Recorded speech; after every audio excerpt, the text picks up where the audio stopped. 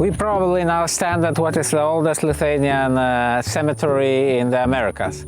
It exists here from the mid-19th century, and it was created by a Lithuanian community of Yorktown, Texas. For a long time, however, this cemetery lay in ruins and somewhat forgotten until the Lithuanian descendants of Yorktown rediscovered their roots and started to care for this cemetery and marked it. So how did the rediscovery of the cemetery went on, and what did you find about the people who are buried here? Well, Patsy Han got the ball rolling, and she came out here a lot to do the work.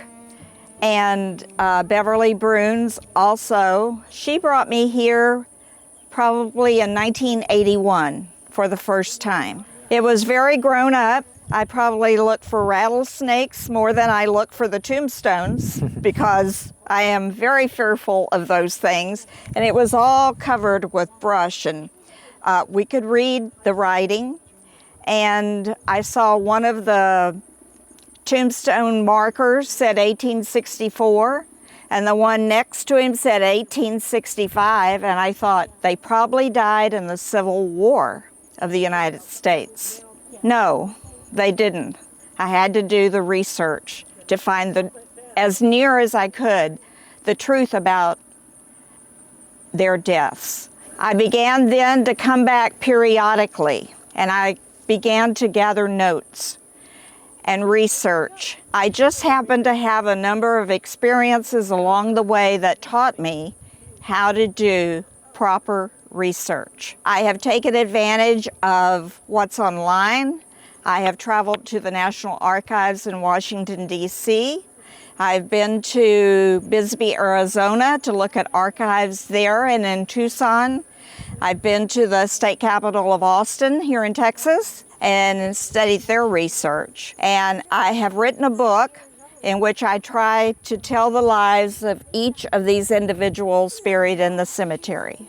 And right now the cemetery looks quite nice. I mean, there is this sign which says Lithuanians. There is even this post box with the Lithuanian flag. So when was it all built? When was the cemetery put into order, let's say?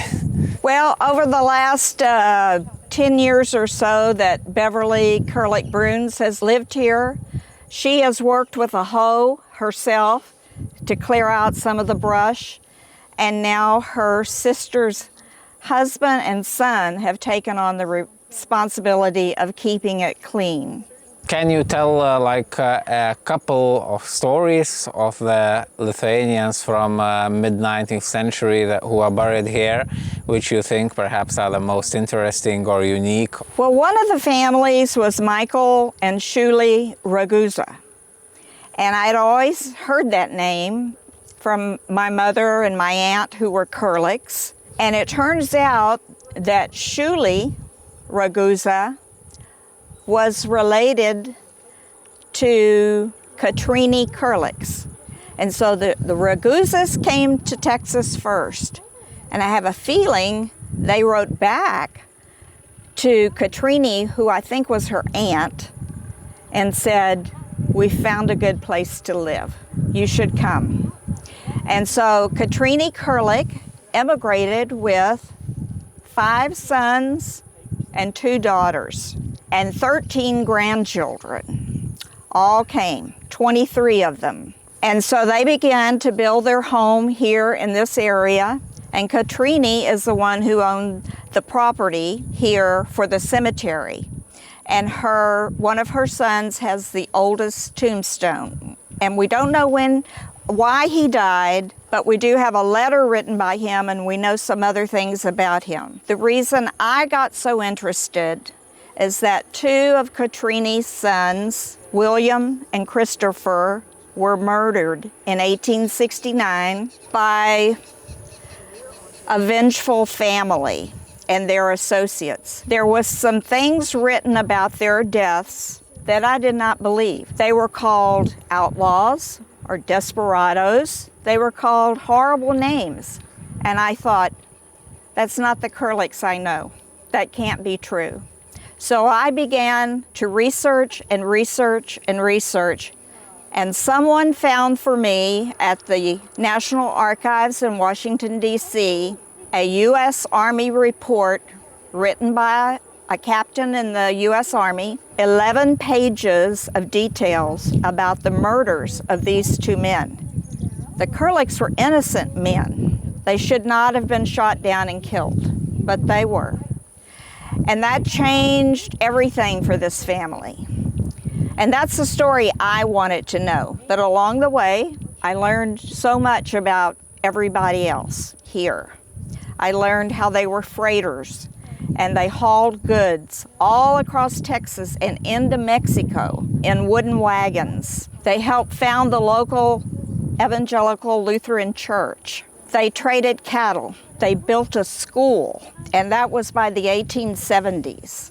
And I've thought a lot about what a funeral looked like here in this place. I can see the Lithuanian families getting together, walking across the property, carrying the coffins, men digging the hole that was waiting for the deceased. Maybe the hymns were sung, prayers were said. It's a very emotional place for me to be.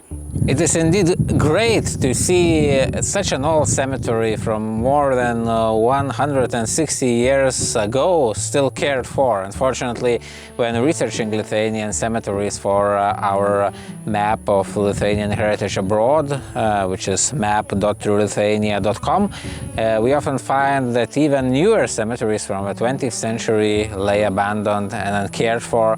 And it is very interesting to hear the story of this community, basically a Lithuanian community that existed in the old Wild West of United States of America, that of cowboys and Native Americans and all that here in Texas.